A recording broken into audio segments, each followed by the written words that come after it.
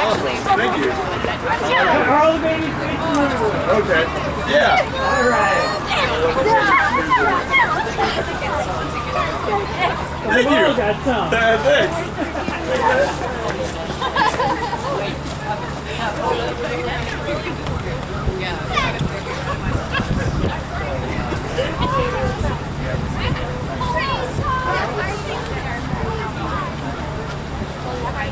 What are you doing here? There's no baby. Yeah, I know. That's quite the scene you got going here. You just read this all the protest. This is a new one. No, it's good. That's great. You're making a lot of money.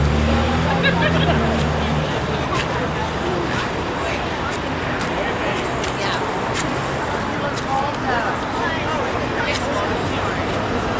Yes, right. Right? Isn't it I mean, I don't mind gambling. I'm just saying, you know. Not like you told me that earlier.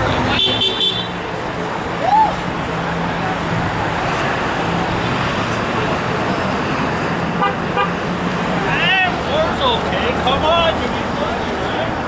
Make it.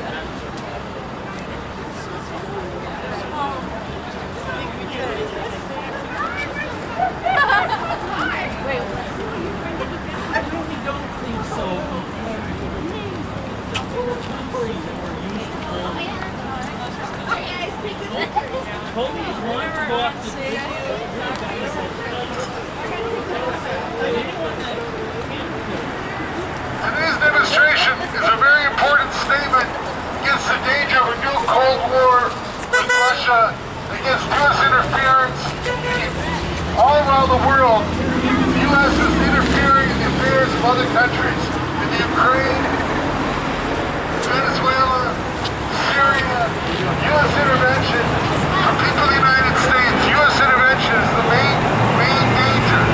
We have to remember the U.S. does not intervene for justice or peace or democracy or for human rights. It intervenes in the interests of the 1%, the large corporations. Today, we're part of a series of actions around the country this weekend to say no new U.S. wars, no new Cold War with Russia, U.S. hands off the world, essentially. That the war danger is growing more and more every day, and it's necessary that we come out and speak out and say no to no new wars. We'll have a few brief statements a little later from some of the endorsing groups, and we'll have signs and banners, and we'd like to urge everyone to talk to your friends and relatives and co-workers about the war danger, and to be prepared to come out in the future as well.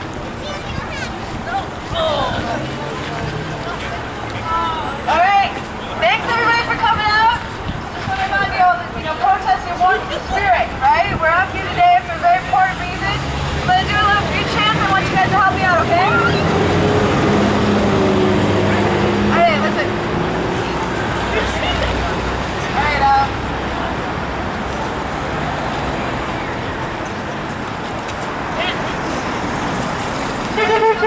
U.S. hands up, no new wars. U.S. hands up, no new wars. U.S. hands up, no new wars. U.S. hands up, no new wars.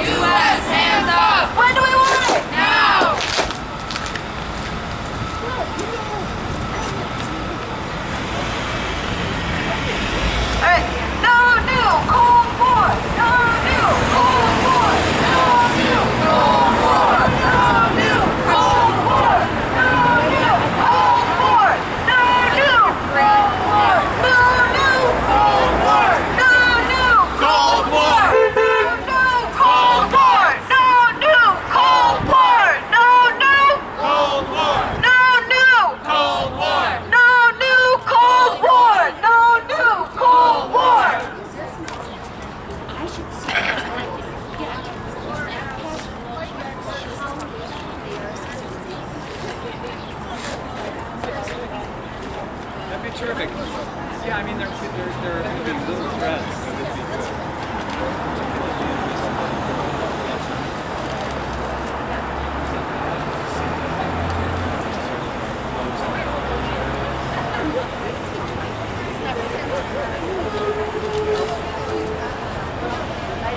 It would be silly. So we have, we have. But I have to.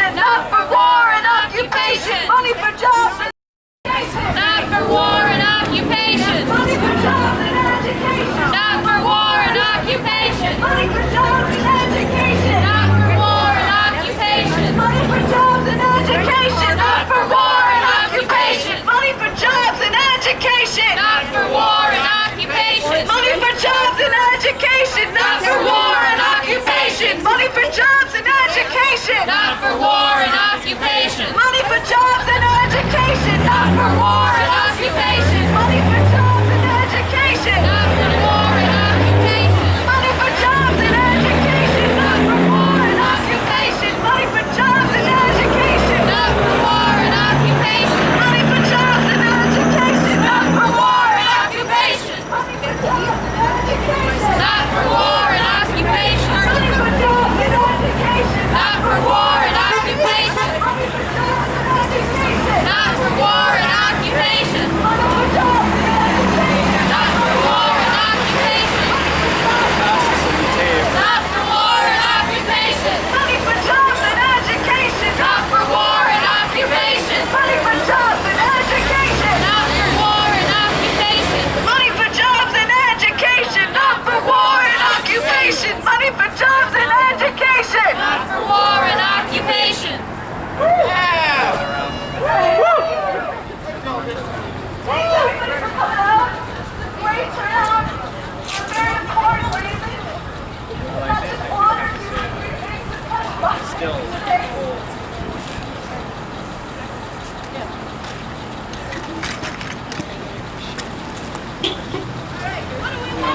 No new wars! When do we want it? Now! What do we want? No new wars. When do we want it? Now.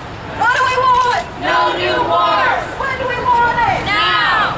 What do we want? No new wars. When do we want it? Now. What do we want? No new wars. When do we want it? Now. What do we want? No new wars. When do we want it? Now. And what do we want? No new wars. When do we want it? Now.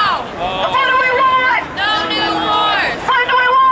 And what do we want? No new wars. When do we want it? Now.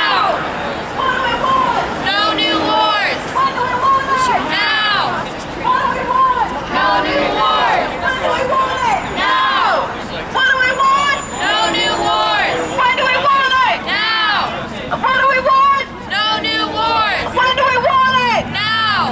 What do we want? No new wars. When do we want it? Now. What do we want? No new wars. When do we want it? Now. What do we want? No new wars. When do we want it? Now. What do we want? No new wars. Now. What do we want? No new wars. When do we want it? Now. What do we want? No new wars. When do we want it? Now. What do we want? No new wars. When do we want it? Now. What do we want? No new wars. When do we want it? Now. What do we want? No new wars.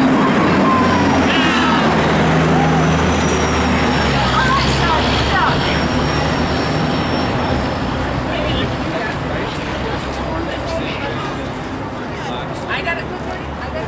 But you know what? When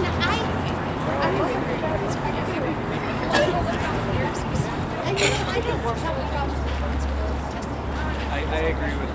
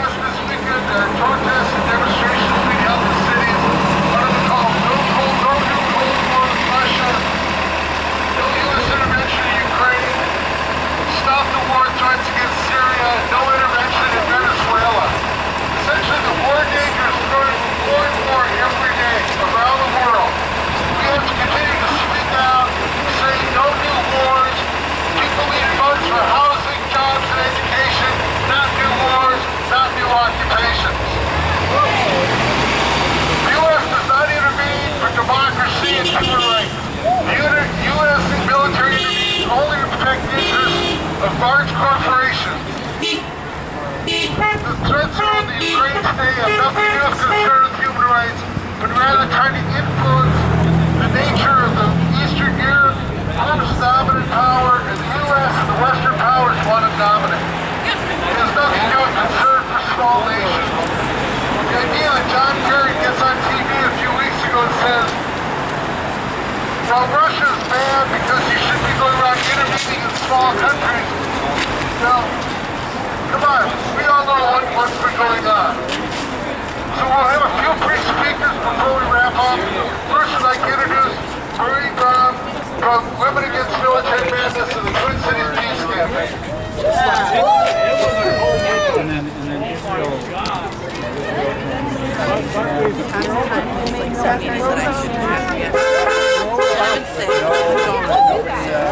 And I'm slowly learning how to do it. I'm sure you've got this. Hi everybody, thanks for being here. I'm speaking for WHAM Twin City Peace Campaign, and we are here today to speak out against the growing danger of a new Cold War with Russia and about U.S. intervention around the world. It's time for all Americans to stand up and say no. No to intervention in Ukraine. No to U.S. NATO saber rattling on the doorstep of Russia or to a new Cold War. And no to U.S. threats of war on Syria, Iran, and elsewhere. Americans have their voices heard relative to the U.S. bombing of Syria. We can do it again. U.S. involvement in Ukraine, as Alan said, is not about justice, democracy, freedom, or supporting the people of Ukraine. U.S. interest in the area is about empire. It's about resources. Resources that the U.S. and its allies covet. For years, the United States and NATO have been working to militarily surround Russia. The goal? To control the world's largest supply of natural gas, which sits on Russian territory, and to gain control of the Arctic region, especially since climate change will now make it possible to drill for oil there. And now that Russia has moved more troops into Crimea to protect its naval base and the large pro-Russian population in the region, the U.S. war drums are sounding. Sanctions, warships with guided missiles in the Black Sea, F-15 fighter jets on Russia's border, all are dangerous provocations. Retired Foreign Policy Admiral James Stavridis, former Supreme Allied Commander at NATO, called for NATO to immediately increase all intelligence gathering functions through satellite, Predator unmanned vehicles, and especially cyber. And he spoke of sailing NATO maritime forces into the Black Sea and setting up contingency plans for their use. This is full-blown war talk. This is how wars get started. An important question now is how will the American people react to this? Americans came out in force against missile attacks on Syria.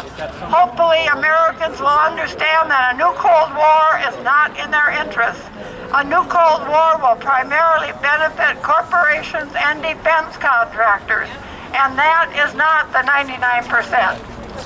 Let us again bombard our elected officials with letters, emails, phone calls. Tell them we don't want a new Cold War. We want them to close the thousands of U.S. military bases around the world. We want to bring our troops home and begin to focus on creating a society that is focused on the well-being of our citizens. A society where nations work to resolve disputes through the rule of law. Thanks again for being here. What do we want? When do we want it? Now! What do we want? New wars! When do we want it? Now!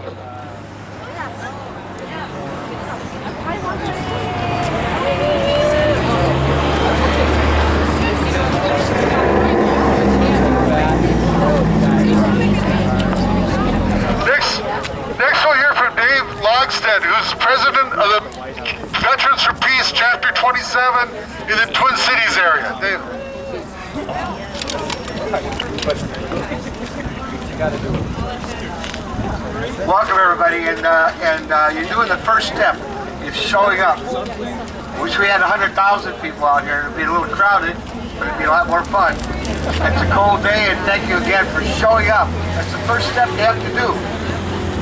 We had to keep this fight going. We're doing a good job. We got good spirit. We have a good infrastructure, and we have a lot of events. We got about 4 or 5 guys that are down in Des Moines for a regional drone protest.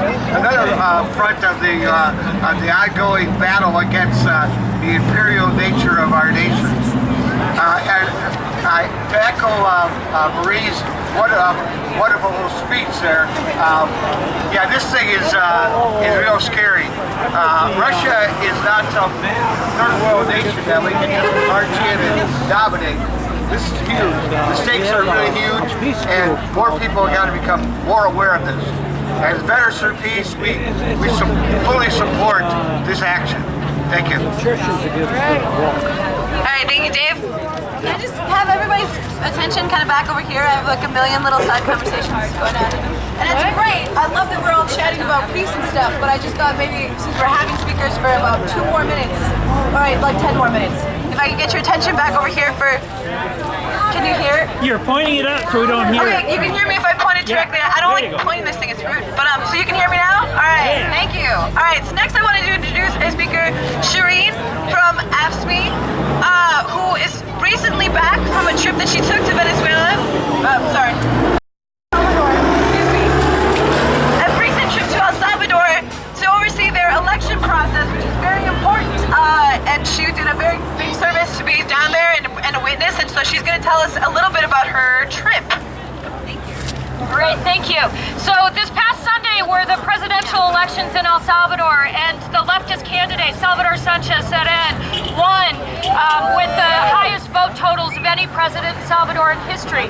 However, he won with the lowest margin in history of a vote difference of just barely 6,000 votes. And since that time, the right-wing party of Arena has been protesting in the streets every day, saying that there was fraud, that the elections were stolen, etc., etc. And I'm here to say that there was absolutely no fraud. I have been observing elections in El Salvador since 1994. I've seen dead people vote. I have seen bodies showing up, assassinated election workers, bodies found the day before the elections at the polling places. I have seen people paid to vote. I have seen people intimidated into voting. I know what fraud looks like. There was no fraud in El Salvador. It's very similar to what's going on in Venezuela, where there's a declaration of fraud by some right-wing individuals and some right-wing parties, and the right is protesting in the streets against fraudulent elections, where the rest of the world has said that it's the freest and clearest elections in history. And that's what's going on in El Salvador. That's what's going on in Venezuela. And it's no surprise that the Salvadoran right wing is taking a page out of the Venezuelan playbook. I want to ask, who here has ever heard of a guy named J.J. Rendon? Anyone? Okay, 1 or 2. It's very important to pay attention to this name. J.J. Rendon is a billionaire who lives in Miami. He's Venezuelan. He cannot go back to Venezuela because he is there are rape charges against him, and he fled the country rather than standing trial. He is also the mastermind behind the destabilization project of the right wing in Venezuela. He is also the political advisor to the Arena campaign in El Salvador, where they gave him $48 million to design their campaign and their destabilization campaign. He is also an advisor to the right-wing government of Colombia and to Mexico. This guy is bad news, and he's behind all of these efforts. So we need to pay attention to that. I also want to say, though, that the people of El Salvador are very clear about who won their elections. They're also clear about what's going on in Venezuela. We talked to a woman in one little cafe when we were there, and they were showing the protests going on in Venezuela, and we asked her what her thoughts were on it. And she just paused for a minute, and then she said, well, I find it very interesting that in Venezuela, it's now the rich people that have to protest, not the poor people that are protesting.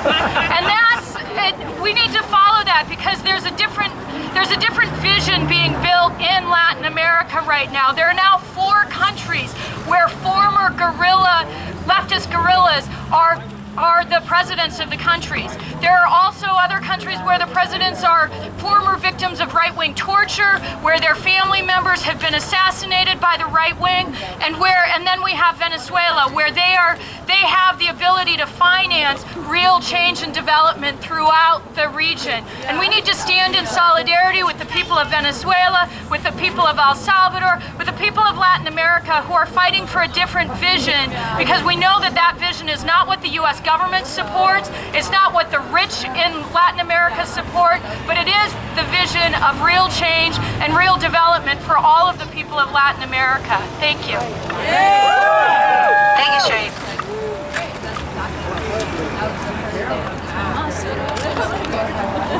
Shireen, also, could we do, when is your report back, the actual official event? We're having an event to have more on the issue of El Salvador. We will have a report back from the elections on March 29th from 2 to 4 p.m. at the AFSCME 3800 office, which is in the United Labor Center on the corner of Central and University. That's March 29th at 2 o'clock, and the Anti-War Committee will send out info on it, and there's a Facebook invite too. Please join us. Yes. All right, thank you.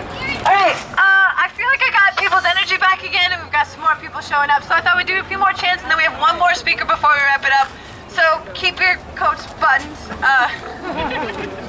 and your signs up so people can read them, because we've got all this traffic because of 94. I think that's kind of funny. So okay, so chants, right? We really like money for jobs and occupation, money for schools and education, not for war and occupation. Money for schools and education, not for war and occupation. Money for schools and education, not for war and occupation. Money for schools and education, not for war and occupation. Money for schools and education, not for war and occupation. Money for jobs and education, not for war and occupation.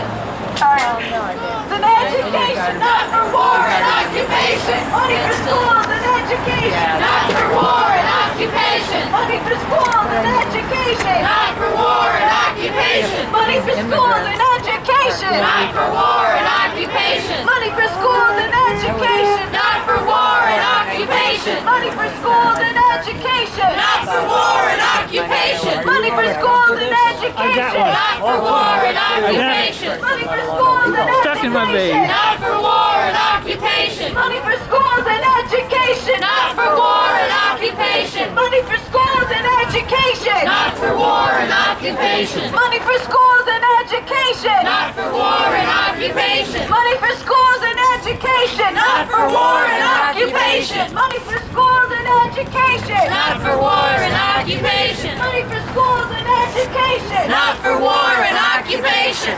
Okay. What do we want? No new wars. When do we want it? Now!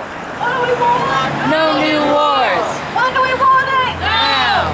What do we want? No new wars! When do we want it? Now! What do we want? No new wars! When do we want it? Now! What do we want? No new wars! When do we want it? Now! What do we want? No new wars! When do we want it? Now! What do we want? No new wars! When do we want it? Now! What do we want? No new wars! When do we want it? Now! What do we want? No new wars! When do we want it? Now! What do we want? No new wars! When do we want it? Now! What do we want? No new wars! When do we want it? Now! What do we want? No new wars! When do we want it? Now! What do we want? No new wars! When do we want it? Now! What do we want? No new wars! When do we want it? Now!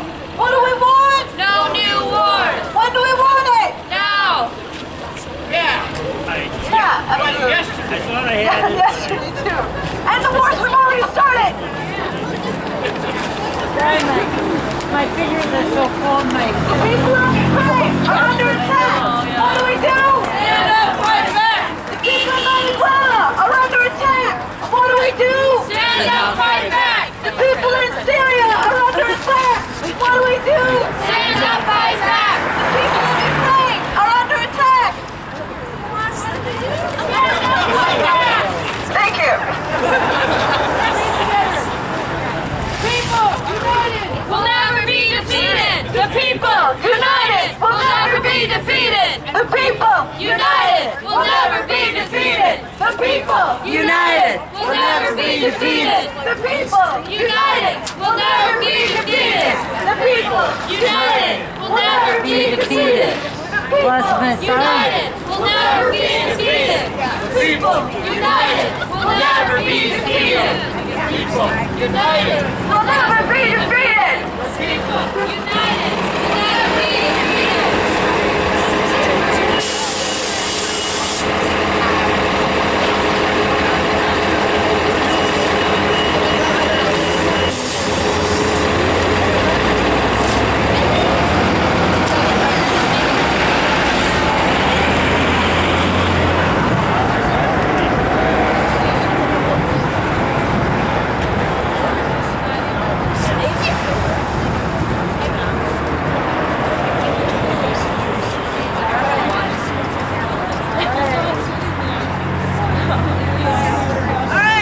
No new Cold War. No new Cold War. No new Cold War. No new Cold War. No new Cold War. No new Cold War. No new Cold War. We're going to have some comments now from Meredith Abby Kirsten, who is a member of the Anti-War Committee, a longtime activist speaking out against U.S. wars and interventions, and in fact, one of the targets of the FBI raid several years ago, who has consistently been an anti-war activist. We'd like to welcome Meredith. So this is an odd week. We're asked the question, what do Venezuela and the Ukraine have in common? And the answer is obviously not geography, right? The answer is that the United States government is the main instigator of the crises in both of these countries. John Kerry last week had the audacity to say that he is very concerned about the legitimate right to protest in Venezuela. Do you think that Obama and Kerry are deeply concerned with free speech rights in Venezuela? No. I think it's very important that we are here today to say that actually the Obama administration has been a key force in delegitimizing Venezuela's democratically elected government. The United States has $5 billion in the 2014 federal budget and has spent hundreds of millions of dollars the past 15 years to actually try to organize coups against the legally elected government of Venezuela. The real reason for the violence that's happening in Venezuela is U.S. provocation. And I think it's important to note that Democracy Now! Has reported that Obama has actually spent more money than Bush trying to overthrow the government of Venezuela. And you have to remember that when George W. Bush was president, we had a coup that the United States actually supported and orchestrated in 2002 against Venezuela. I had the pleasure of meeting with activists in Venezuela in 2006, and I think it's important to recognize that the people of Venezuela want to be in charge of their own country, they want to have their resources spent to help their own people, and they want to not just have the benefits of the 1%. The real issue is that Obama and Kerry are concerned about people protesting on the streets of Venezuela, and ironically enough, the people who are protesting are the 1%. I think it's also important to look at the fact that Nicolas Maduro was democratically elected. And the fact is that the United States wants to be in charge of this region of Latin America. And the fact of the matter is that the United States does not have the right to decide who should get to be the leader of Venezuela, or who should get to be the leader of Syria, or who should get to be the leader of Ukraine.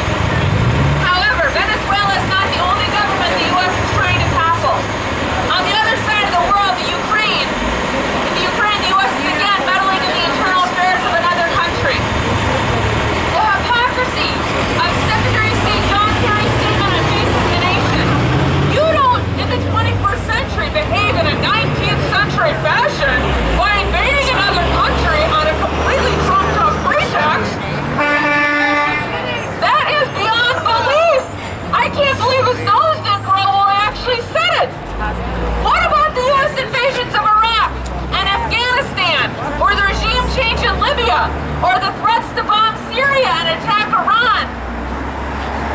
In truth, Ukraine's government was overthrown and received assistance from the United States by ultra-right-wing forces with the full backing of the United States and the EU.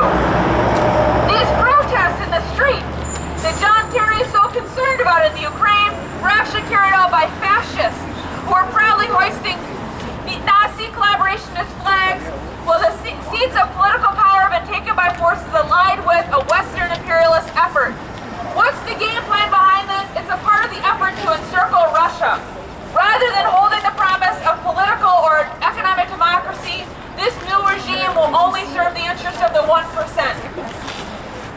Global research reports that the U.S. State Department in the Ukraine actively encouraged the coup with food, money, and diplomatic and logistical support. Just like in Afghanistan, Iraq, Libya, and Syria, the U.S. does not have the legitimacy or authority to declare a regime change. The anti-Russian rhetoric this week that we have been listening to has gone sky high. As someone who grew up during the Cold War, I have deja vu almost every single day that I listen to the news media. I was a child who studied Russian during the 1980s in order to be a voice for peace. I think it's shocking that, again, that seems like a potential future. But joking aside, the escalating threats of military and economic aggression towards Russia should not be taken lightly. Washington's recklessness and disregard for humanity have resurrected the very worst of Cold War politics. They have created a dangerous situation that can generate a real war. It is imperative that we denounce this coup, that we denounce the U.S. support for the coup in the Ukraine, and that we recognize that this threat of war is real, and we say that our government should stop fanning the flames for violence and conflict in the Ukraine, in Venezuela, in Syria, across the globe. Please join with me to demand hands off the Ukraine, hands off Venezuela, hands off the Ukraine, hands off Venezuela, hands off Venezuela, hands off the Ukraine, hands off Venezuela. Hands off Uncle Sam. You don't give me money. Hands off.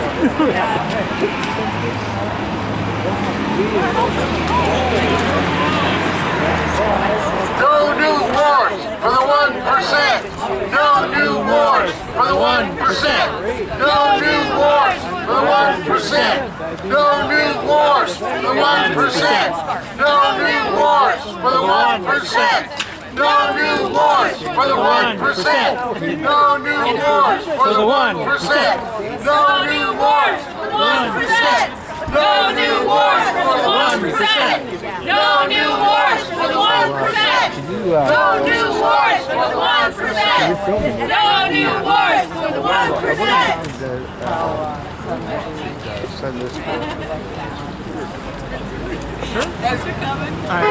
This demonstration was endorsed by the Anti-War Committee, Twin Cities Peace Campaign, Women Against Military Madness, Veterans for Peace, Mayday Books, and Minnesota Peace Action Coalition.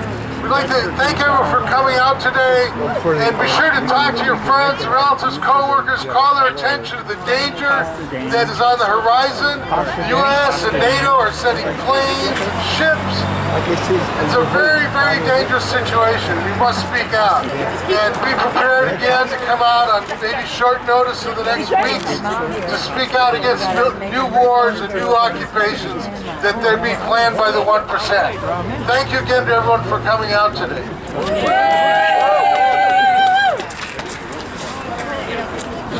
I think we're going to get an anti-worker.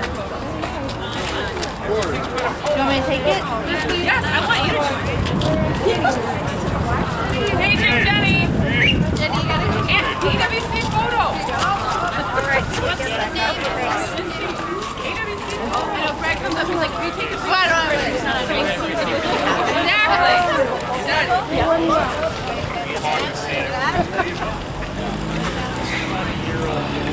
Look your hand up. It's covering yours. So there's like no more walk. Okay, what? No more walk. No more walk. 1, 2. Okay. That works too. You guys have the same, you have teal matching little pieces. Give something that. Wait 1 minute. Stay there. Anyway, what?